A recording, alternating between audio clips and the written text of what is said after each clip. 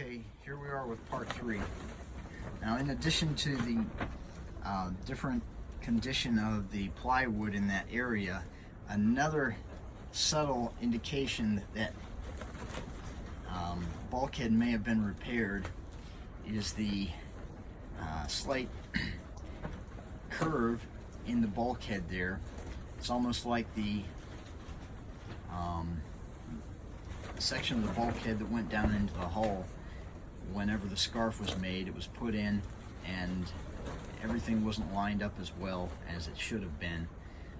But either way, that's just another indication that that may have been repaired, so I'll take that for what it's worth. Now, going into a little bit of detail here about construction practices again, in the past it's been common to use stainless steel chain plates for things like cap shrouds, forestays, and running backstays. And the holes that are present in this bulkhead are an example of just that. They penetrate through the plywood, through the one truss section and the outer aft plywood skin.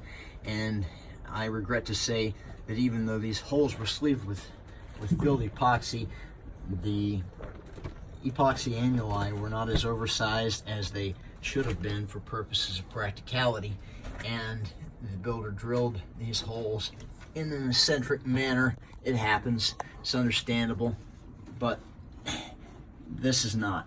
You can see that the periphery of this epoxy annuli has been pretty well cut through, and despite the use of polysulfide caulk in the installation of this hardware, this was not adequate, and moisture most likely did get in, and there's some discoloration of the plywood here on the outer side. So I will do a little bit of digging and see how extensive that is and see if the wood has been at all compromised. Moving across here,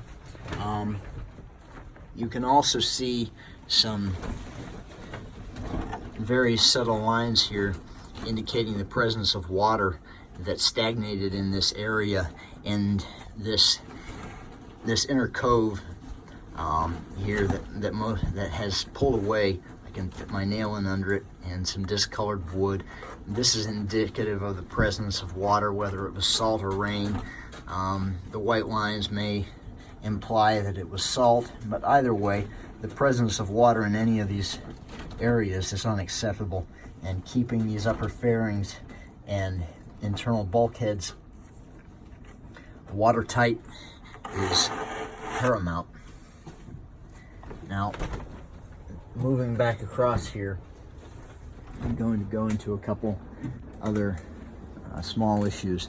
Now, it should be noted that in this corner, the builder had used a very large radius plywood gusset to distribute some of the stress that would have concentrated in this area.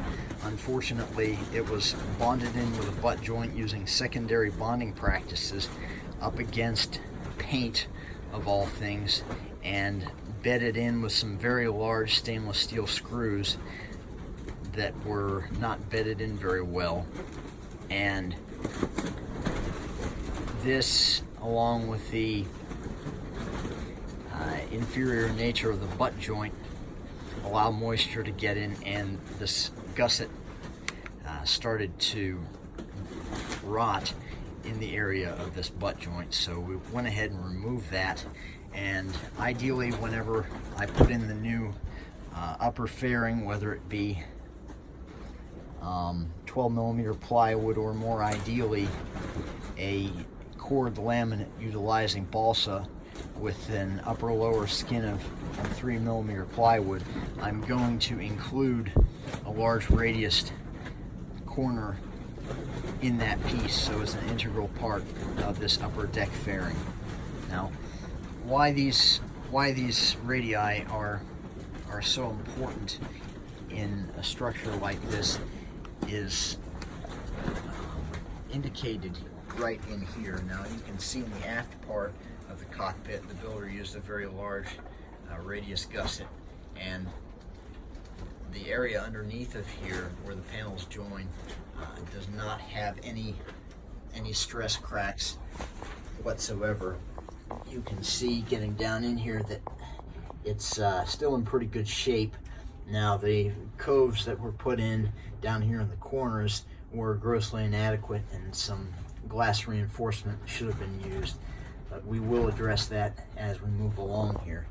But coming over here into the cockpit, I wanted to point out what happens when these corner areas don't have any reinforcement or any provision for dissipating the stress that can concentrate in these areas. Now, it should be noted that I've removed the 12 millimeter upper skin, and this was a butt joint. And in addition to that, there was a very large step here where the deck transitioned from the upper fairing to a foam core deck laminate of a greater thickness. And rather than scarfing this area and trying to make a smooth transition into it, the builder used the butt joint, and there was some triaxial glass reinforcement here. A couple things could have happened. There may have been a little bit of moisture incursion in this immediate area. There were some small cracks here in the triaxial glass along the 0-degree fibers, and ultimately this crack made its way down here into the corner of the cockpit. So whenever I put on the new upper fairing, ideally I would like to core it and include a very large radius in the core material and upper lower plywood skins that will go into this area and seal that edge very well. Cap it with a few layers of 6-ounce glass cloth and make sure that it doesn't allow any moisture to come in. A radius gusset in this corner very well could have stopped this from happening.